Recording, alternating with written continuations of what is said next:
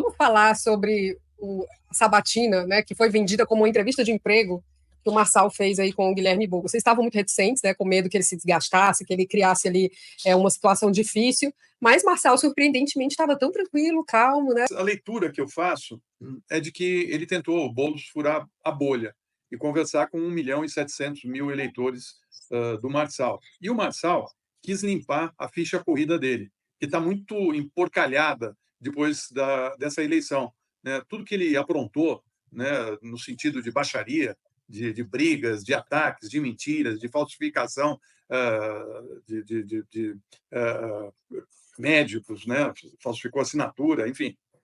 Ele queria limpar por quê? Porque ele pretende, continua falando nisso, que ele pretende ser candidato à presidência da República. E disse até que ele imagina que vai ter que enfrentar o Boulos em breve, numa campanha presidencial. Ele estava extremamente comportado, educado. Foi uma entrevista fazendo, pô, mas estou vendo um outro sujeito, não é aquele da campanha, aquela baixaria, né? Em Roma, numa casa que parece ser uma casa de gente muito rica, né? E estava ali com a sua família, enfim, querendo limpar a sua ficha, porque a gente que é jornalista sabe que tem campanha que a pessoa perde, mas ganha. Eu explico. Porque ele sai com uma imagem melhor. Por exemplo, a Tabata sai dessa campanha maior do que ela entrou.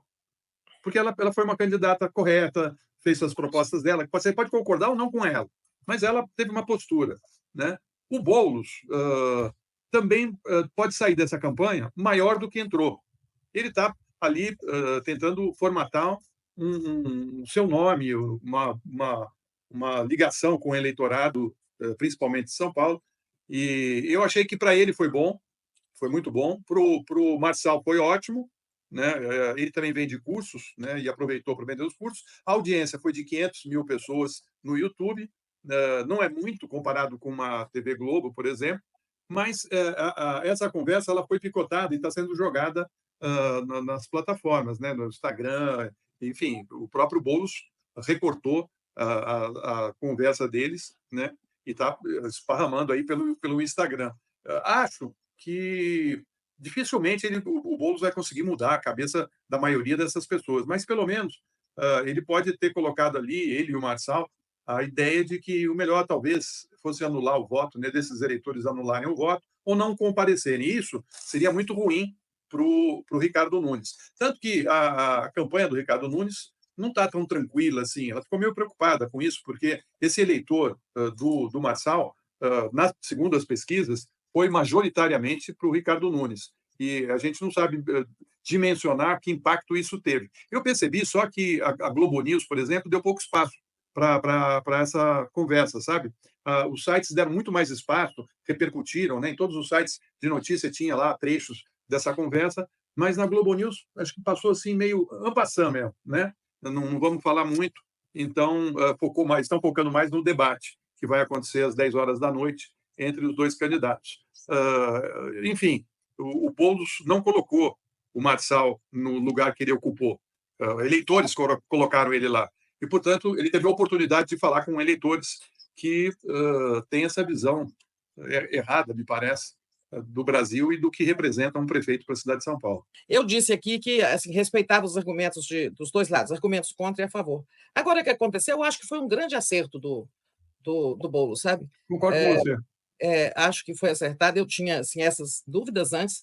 Acho que ele estabeleceu ali uma quebra dessa coisa de bolha que a gente chama. Na verdade, como derrubar o muro da polarização. Né? É quando você alcança aquele que pensa diferente. Eu acho que isso é importante para a gente sair disso aí. Não sei se ele vai ganhar votos ou não, se aqueles eleitores, quanto dos eleitores do Marçal, 80%, segundo Datafolha, estão com o Nunes. Tem 20% que não estão com o Nunes. Né?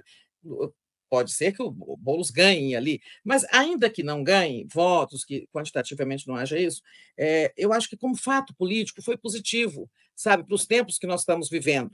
Acho que foi bastante assim, exemplificador de que a gente pode ter outro tipo de prática, de convivência entre as diferenças, e ele mudou, ele era outra pessoa, né? O fulano, o Marçal. Está querendo limpar a barra? Tá. Ele usou isso para melhorar a sua performance, sua imagem, e o Boulos usou ele também para tentar chegar ao eleitorado dele. Mas eu acho que é progressivo, é progressista isso, a gente sabe, conseguir criar novas formas de relacionamento na política. E quanto à legitimidade, eu acho que legitimado ele já foi, porque a Justiça Eleitoral não fez o que devia ter feito, ter tirado ele da campanha mais no começo. Então, o sujeito que já teve 1 milhão de votos, se ele, com as práticas que ele teve, eu acho que realmente ele não se credencia. Mas com 1 milhão de votos, se ele, com esses gestos de hoje, com essa live aí, com o Boulos, ele está sinalizando que vai ter outro tipo de postura e comportamento político, então, assim, a legitimidade para ele já foi dada, ele já é um personagem do sistema, ele já está dentro do sistema. Foi um acerto do Boulos. E aí a gente tem que avaliar sobre que aspecto? Sobre o aspecto eleitoral, foi um acerto. Da campanha eleitoral foi um acerto. Se isso legitima o Marçal, nesse caso, de fato, legitima, mas como é que vai fazer campanha eleitoral sem debater com o outro lado, sem debater com as pessoas que pensam diferente, que agem diferente? Não tem outro jeito. Qualquer campanha eleitoral acaba inserindo, a gente sabe, personagens bizarros, como Jair Bolsonaro. Nem por isso se evitou ou deixou de conversar com Jair Bolsonaro na hora que foi necessário, na hora que a oportunidade apareceu. Então, talvez haja também um progresso, né? Um progresso. Pelo menos do Boulos, eu acho que houve um progresso. Eu sinto ele falando muito mais de uma maneira muito mais segura, popular, convicta, de quem quer ganhar. Eu senti isso. Do Marçal, parece que ele também, de alguma maneira, pelo menos mostrou que sabe se comportar razoavelmente. Se isso é um aprendizado ou se é um teatro, a gente vai saber no futuro, mas ele está legitimado já, e não está legitimado só pelo Boulos, está legitimado pela quantidade de votos que ele teve no município de São Paulo no primeiro turno da eleição. E isso é irrecorrível. Fechar os olhos para isso é quase que fechar os olhos para o processo democrático eleitoral da maneira como ele se dá na realidade, fora das nossas vontades. E assim que as coisas são, assim que as coisas avançam. Foi muito certo do Boulos, e ele tem que estar tranquilo em relação a isso. E foi um recurso correto na situação eleitoral objetiva em que ele se encontra, uma disputa um pouco até já desesperada por uma virada nessa altura do campeonato. Agora, deixe-me só, eu trago aqui trouxe o tema da legitimidade e continuo sustentando que, do ponto de vista democrático, não é legítimo. O fato do sistema jurídico não impugnar uma candidatura não atribui a ele a legitimidade. Ele ganhou uma legitimidade num contexto, né, de uma alienação do sistema de justiça eleitoral do nosso país. Ele ganhou, de fato, 1.800.000 votos. Na Alemanha, em 1932, o Hitler se elegeu também. Tinha uma legitimidade e constituiu um regime. E nós sabemos o que nós estamos falando. Nós não estamos falando aqui com atores da direita do campo conservador em relação aos quais, né, nós temos que debater, esgrimir argumentos e disputar, né, a conquista de uma hegemonia na sociedade.